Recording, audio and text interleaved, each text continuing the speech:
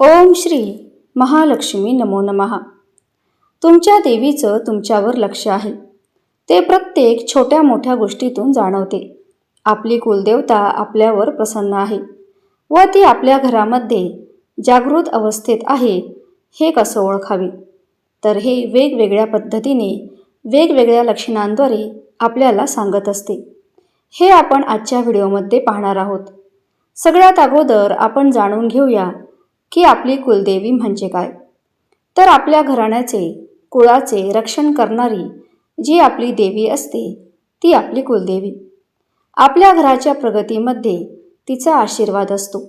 बाहेरची कोणतीही नकारात्मक शक्ती तिच्या परवानगीशिवाय आपल्या घरामध्ये प्रवेश करू शकत नाही.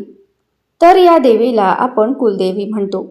म्हणजेच काय, तर आपल्या पूर्वजांपासून या कुलदेवीची सेवा आपल्या प्रत्येकाच्या घरात घडत आलेली असते.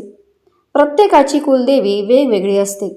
जसे की तुमच्यापैकी काही जणांची कुलदेवी तुळजापूरची तुळजाभवानी असेल, किंवा मग कोणाची रेणुका देवी असेल, किंवा कोणाची कोल्हापूरची महालक्ष्मी असेल, किंवा कोणाची काली मातासुद्धा असेल, तर मग कोणाची सप्तशृंगी गडावरची सप्तशृंगी देवी देखील असेल.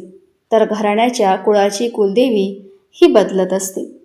ज्याप्रमाणे एखादी आई आपल्या मुलाचा सांभाळ करते, अगदी त्याचप्रमाणे त्या कुळाची देवी त्या कुळाचा व त्या घराण्याचा सांभाळ करत असते. कुलदेवीला प्रसन्न करण्यासाठी आपल्याला कोणत्याही प्रकारची कठीण तपश्चर्या किंवा कठीण सेवा करायची नसते, कारण कुलदेवी स्वतः स्वयंसिद्ध स्वरूपात असते. आपल्या कुळातील व्यक्तीकडून तिची सेवा घडत आलेली असते. जर एखाद्या घरची कुलदेवी नाराज असेल तर त्या घरामध्ये वाद विवाद होत असतात. अशा घरामध्ये सतत भांडण देखील होत असतात. घरामध्ये अजिबात शांततेचं वातावरण राहत नाही. त्या घरामध्ये प्रत्येक गोष्टीला अडचणी येतात आणि वेगवेगळ्या प्रकारच्या समस्या उद्भवत असतात. घरामध्ये वाद विवादाचे वातावरण निर्माण होत असते. अगदी साध्या सेवेने सुद्धा कुलदेवी आपण प्रसन्न करू शकतो. आणि त्यामुळे जेव्हा कुलदेवीचा वार असतो तेव्हा तिला आवर्जून तिची सेवा करायला पाहिजे. म्हणजेच तिची साधी पूजा करायला पाहिजे. तिला नैवेद्य दाखवायला पाहिजे. तिच्यासमोर दिवा लावायला पाहिजे. तसेच आपण आपल्या घरामध्ये जे आपले वडीलधारी माणसं असतात, म्हणजेच आपले आजोबा असतील, आपले पणजोबा असतील, किंवा होऊन गेलेले असतील, त्यांचे वडील असतील, अशी वृद्ध माणसे, वडीलधारी माणसे, ज्येष्ठ व्यक्ती आपल्या घरामध्ये असतात. अगदी त्याचप्रमाणे आपल्या कुळाचा सांभाळ करायला आपली कुलदेवता सतत आपल्याबरोबर असते. आणि त्यामुळे प्रत्येक व्यक्तीने वर्षातून एकदा का होईना आपल्या कुलदेवीला गेलंच पाहिजे. कुलदेवीच्या मूळ ठिकाणी आपल्या घरातील व्यक्तीने कुलदेवीची पूजा केली पाहिजे. तिचा आदर सन्मान केला पाहिजे. जर घरामध्ये नवीन बाळ जन्माला आलेलं असेल तर नवीन बाळासह देखील कुलदेवीचा आशीर्वाद घेण्यासाठी गेलंच पाहिजे. ज्यामुळे कुलदेवीचा आशीर्वाद त्या घराण्यावर कायम राहत असतो. त्याचबरोबर कोणत्याही कठीण प्रसंगामध्ये ती आपली साथ देत असते, किंवा असा प्रसंग आपल्यावर येणार नाही याची काळजी घेत असते. एखादं आकस्मिक समस्या आपल्यावर येणार असेल तर त्यापासून कुलदेवी आपलं रक्षण करत असते. त्यासाठी आपण आपल्या देवघरामध्ये कुलदेवीचा मंगल कलश भरून ठेवायचा असतो. विना कलश देव्हारा असू नये. कुलदेवीचा कलश स्थापन करावा. कुलदेवीला प्रसन्न करण्यासाठी आपल्याला कोणत्याही प्रकारची कठीण तपश्चर्या किंवा कठीण व्रत करण्याची गरज नाही. जे काही मंगल कार्य आपण आपल्या घरामध्ये करत असतो, किंवा आपल्या घरी एखादे नवीन शुभकार्य होतं, बाळ जन्माला येतं, किंवा लग्न कार्य होतं, तेव्हा त्या जोडप्याने देखील कुलदेवीचा आशीर्वाद घेण्यासाठी कुलदेवीच्या मूळ ठिकाणी अवश्य जावे. तसेच नवीन कामाची सुरुवात करतेवेळी त्यावेळेला मात्र आपण आपल्या कुलदेवीला ध्यानात ठेवलं पाहिजे. तिचं स्मरण केलं पाहिजे. आपल्याला त्या कामामध्ये यश यावं अशी मागणी केली पाहिजे. नवीन गोष्टीची सुरुवात करण्यापूर्वी आपण तिचा आशीर्वाद घेतलाच पाहिजे. एवढं केलं तरी पुरेसं आहे. काही खास संकेत आपण पाहणार आहोत. यावरून तुम्हाला कळेल की आपली कुलदेवी आपल्यावर प्रसन्न आहे. ती तुमच्या घरामध्ये जागृत अवस्थेत आहे. तसेच तुमच्या घरामध्ये ती निवास करते. त्यामुळे तुम्ही हा व्हिडिओ कुठेही स्किप न करता शेवटपर्यंत नक्की पहा. चॅनलवर नवीन असल्यास सबस्क्राईब करा आणि कमेंटमध्ये श्री महालक्ष्मी माता किंवा आपल्या कुलदेवीचं नाव लिहायला विसरू नका. तर आपण लक्षणे कोणती आहेत ते पाहूया. तर पहिलं लक्षण आहे की ज्या घरामध्ये कुलदेवी त्या घरावर त्या कुटुंबावर प्रसन्न असते, त्या घरामध्ये कोणत्याच कामांना कोणत्याच प्रकारची बाधा किंवा अडचण येत नाही. ते काम निर्विघ्नपणे पार पडते. म्हणजेच त्या घरातील व्यक्तींनी जे काम हाती घेतलेलं आहे ते काम पूर्णत्वात जातात. ते काम थांबत नाहीत. कुलदेवी प्रसन्न असल्यावर जीवनात सुख समृद्धी येते. संकटे दूर होतात. घरात सकारात्मक ऊर्जा जाणवते. अचानक धनलाभ होतो. आणि कितीही साधं काम असेल किंवा कोणतीही गोष्ट करायला घेतली की त्यामध्ये अडचणी जर निर्माण होत असतील तर तुम्ही समजून जा की तुमची कुलदेवी तुमच्यावर नाराज आहे व तुमच्याकडून तुमच्या कुलदेवीचं काहीतरी करणं चुकत आहे. तिचं काहीतरी करायचं राहत आहे. त्यामुळे वर्षातून एकदा का होईना घरातील सहकुटुंब, सहपरिवार, लहान मुलाबाळांसह कुलदेवीच्या ठिकाणी जाऊन यायचं आहे.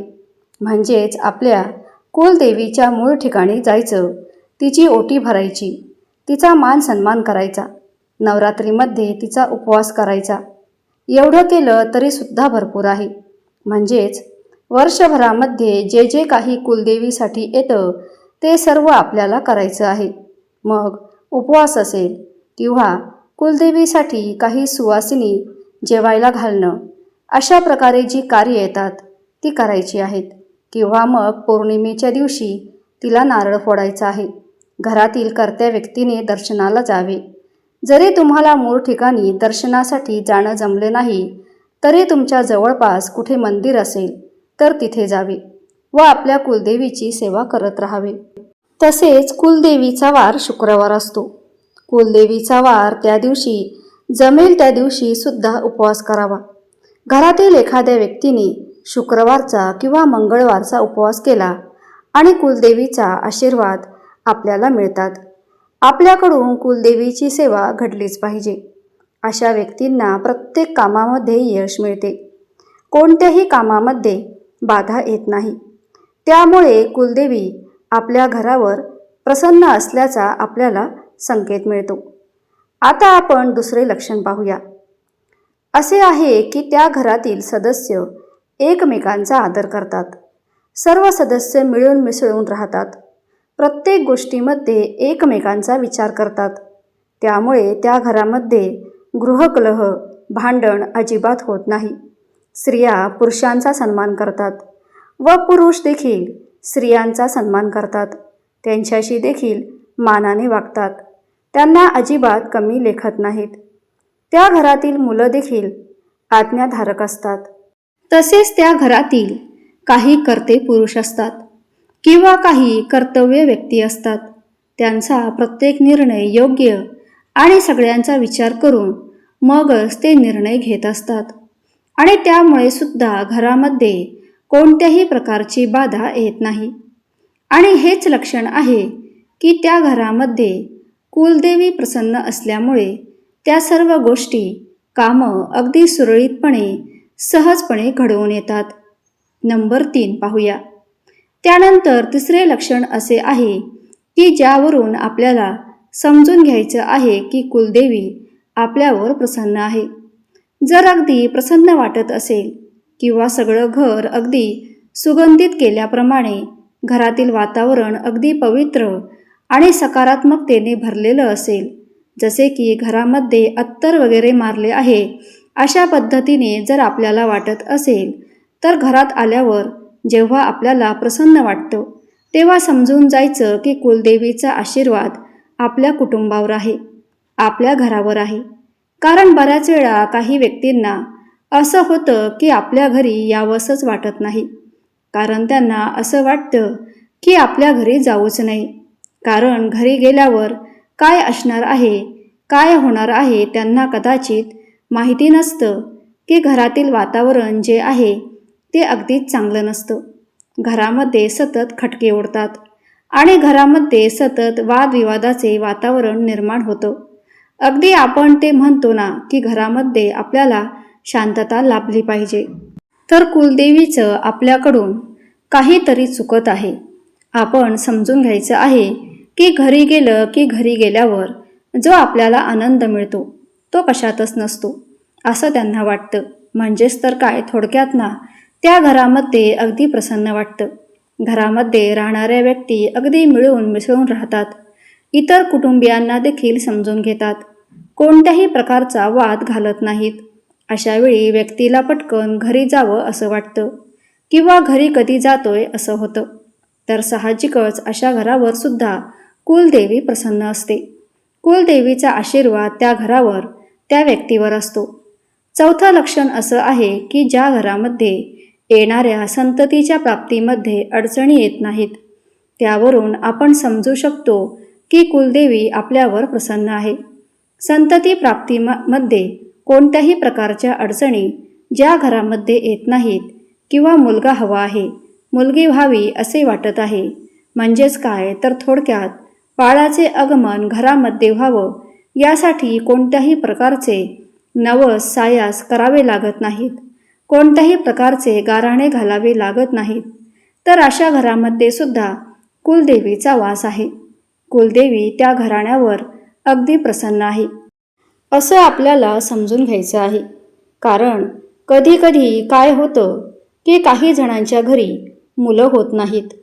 आपत्य प्राप्तीसाठी अशा कुटुंबामध्ये अडचणी येत राहतात.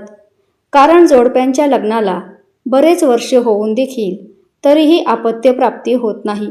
साहजिकच कुलदेवीची सेवा होत नाही. त्या घरामध्ये सहजपणे असे भ्रमशुद्धी होत असते. परंतु ज्या घरामध्ये कुलदेवीची सेवा होत नाही त्यांना मात्र प्रॉब्लेम येतात. नंबर 5. यानंतरचे 5वे लक्षण असे आहे की बाहेरची कोणतीही वाईट शक्ती आपल्या घरामध्ये प्रवेश करू शकत नाही. ज्या घरामध्ये कुलदेवीचा वास आहे त्या घरामध्ये कोणत्याही प्रकारची प्रबळ वाईट शक्ती किंवा कोणतीही नकारात्मक शक्ती घरामध्ये प्रवेश करू शकत नाही. कारण कुलदेवी असो वा कुलदैवत, या देवतांचा वास आपल्या मुख्य दरवाजाच्या प्रवेशद्वारावर असतो. त्यामुळे कितीही प्रबळ सक्रिय वाईट शक्ती असली किंवा कोणी आपल्या घरावर करणी बाधा केली, वाईट नजर टाळण्याकरता प्रयत्न केला, तरीसुद्धा कुलदेवीच्या आशीर्वादामुळे, कुलदेवीच्या शक्तीमुळे असे करणी बाधा किंवा वाईट शक्ती आपल्या घरामध्ये अजिबात प्रवेश करू शकत नाही. नंबर 6. यानंतरचं पुढचं लक्षण म्हणजे कुलदेवी प्रसन्न असल्याचे संकेत. आध्यात्मिक आणि मानसिक शांती, मनात सकारात्मक विचार येणे, चिंता कमी होणे आणि आध्यात्मिक उन्नतीची इच्छा वाटणे, संकटातून मार्ग निघणे, अचानक येणाऱ्या समस्यामधून मार्ग निघणे, अडचणीवर सहज मात करता येणे, आर्थिक स्थैर्य, पैसा आणि समृद्धीचा सहज प्रवाह सुरू होणे, टंचाई दूर होणे, घरात आनंद, उत्साह आणि सकारात्मक ऊर्जा जाणवणे, कुटुंबात एकोपा वाढणे, शुभ घटना घडणे, अचानक एखादी चांगली बातमी मिळणे, इच्छित कार्य पूर्ण होणे, घरातील आजारपण दूर होणे आणि आरोग्य सुधारणे, घरात पवित्र गोष्टींची उपस्थिती म्हणजे घरात काहीतरी शुभ घडल्यासारखे वाटणे, जसे की देवपूजा करण्यास मन लागणे किंवा घरात दिवे लागणे, कुलदेवीचा आशीर्वाद मिळवण्यासाठी त्यांची नियमित पूजा करणे, त्यांच्या मंत्राचा जप करणे आणि त्यांच्याबद्दल माहिती मिळवून उपासना करणे महत्त्वाचे मानले जाते. घरातील ज्येष्ठांकडून कुलदेवतेबद्दल माहिती मिळवा, त्यांच्या मंदिराला भेट द्या आणि त्यांची कृपा मिळवण्यासाठी प्रयत्न करा. यानंतर सगळ्यात शेवटचा आणि 7वा महत्त्वाचं कारण म्हणजे कुलदेवी आपल्यावर नाराज असेल, कुलदेवीचं आपल्याकडून काही सेवा करण्याचं चुकत असेल किंवा कुलदेवीला आपल्याकडून काही कार्य करणे करून घ्यायचं असेल, तर कुलदेवी आपल्या घरातील एखाद्या व्यक्तीच्या स्वप्नात जाऊन तिची जी इच्छा आहे ते ती सांगते. व आपल्याकडून काही चुकत असेल तर ती आपल्यावर नाराज असेल तर आवश्यक ते संकेत देते. किंवा स्वप्नात येऊन तसं सांगते. म्हणजे स्वप्नात देवीचं दर्शन होतं आणि कुटुंबात आनंद टिकून राहतो, असे काही सामान्य संकेत मानले जातात. याच स्वप्नात देवीचे दर्शन, अचानक आलेल्या अडचणीवर मात होणे, कुटुंबात आनंदी वातावरण आणि घरातील वातावरण प्रसन्न वाटणे. आपण सुद्धा आपल्या घरातील वडीलधाऱ्या माणसांना, आपले आजी आजोबा यांना किंवा आपल्या आई वडिलांपैकी एखाद्याला नक्की सांगताना ऐकलं असेल की देवी माझ्या स्वप्नात आली होती, देवीने हे करायला सांगितलं आहे, देवीने दर्शनास येण्यास सांगितलं आहे. अशा वेगवेगळ्या प्रकारच्या संकेतांद्वारे आपल्याला समजतं की कुलदेवी आपल्यावर प्रसन्न आहे. ती आपल्या घरावरती व्यक्तीच्या स्वप्नात जाऊन ते संकेत देत असते. किंवा जर देवी आपल्यावर प्रसन्न नाही किंवा आपल्याकडून जर काही देवीचे चुकत असेल तर त्याचे संकेतसुद्धा देवी आपल्याला देत असते. कुलदेवी ही रक्षात्मक शक्ती आहे. त्या कुळाचे रक्षण करणारी प्रत्येक कुळाची कुलदेवी वेगवेगळी असते. कुलस्वामिनीचे संकेत मिळावे असे आपल्याला वाटत असते तर आपण कोणत्याही कार्यामध्ये आपल्याला बाधा येऊ नये असे वाटत असेल, सगळ्या गोष्टी आपल्याला मिळाव्यात अशी आपली इच्छा असेल तर त्यासाठी फक्त एकच काम करायचं आहे आणि ते म्हणजे कुलदेवीचं, कुलदेवताचं कोणतंही कार्य अजिबात चुकवायचं नाही. किंवा ज्या गोष्टी आपण सुरू करणार आहोत, नवीन कार्याचा आरंभ करणार आहोत, त्याचबरोबर आपल्या घरी काही शुभ कार्य असतील, त्या कोणत्याही महत्त्वाच्या कामांना कुलदेवीचा आशीर्वाद घ्यावा. आपल्या घरी शुभकार्य असतील तर त्या कोणत्याही महत्त्वाचं काम करताना कुलदेवीचा आशीर्वाद घ्यायला विसरू नका. तिचं स्मरण करायला विसरू नका. तिच्यासमोर एक नारळ फोडायला अजिबात विसरू नका आणि अवश्य आशीर्वाद घ्या. मग ती तुमच्यावर कधीच नाराज होणार नाही. तुम्हाला तुमच्या प्रत्येक कामामध्ये तुमची साथ देईल. तुमच्या घरामध्ये स्थायी स्वरूपात वास्तव्य करेल. अगदी जागृत अवस्थेत ती तुमच्या घरामध्ये राहील आणि पर्यायाने तुमच्या घरावर कोणत्याही प्रकारचं संकट कधीच येणार नाही. आणि जर चुकून एखादं संकट आलं, आपल्या घरावर येणार असेल किंवा एखाद्या व्यक्तीवर येणार असेल तर त्या संकटातून कुलदेवी आपल्याला नक्कीच वाचवेल किंवा त्या संकटातून बाहेर कसं पडायचं याचा मार्ग दाखवेल.